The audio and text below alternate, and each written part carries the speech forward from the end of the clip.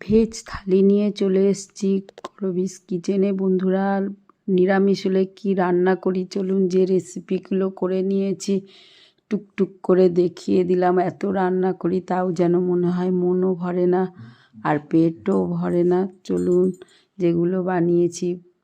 নিরামিষ থালিতে প্রথমেই তেতো আমার তো থাকে, ছোলার ডালে বড়া কতগুলো ভেজে নিয়েছি, আর নিয়েছি বিটুলি চচ্চড়ি, সিজনের সমস্ত বিট গাজর মূলো সব দিয়ে ফুলকপির কারি আর ছোলার ডালের বড়ার ধোকা বানিয়ে একটু রেসিপি করে নিয়েছি। টক দই আর স্পেশাল মূলো কুচিয়ে নিয়েছি। গরম ভাতের সঙ্গে কাঁচা লঙ্কা, ধনেপাতা, লেবু সহযোগে বেশ চটকে চটকে খাওয়ার ইচ্ছা বন্ধুরা, আর দারুণ খেতে লাগে। আপনারাও একবার এরমভাবে কুচিয়ে গরম ভাতে খেয়ে নেবেন।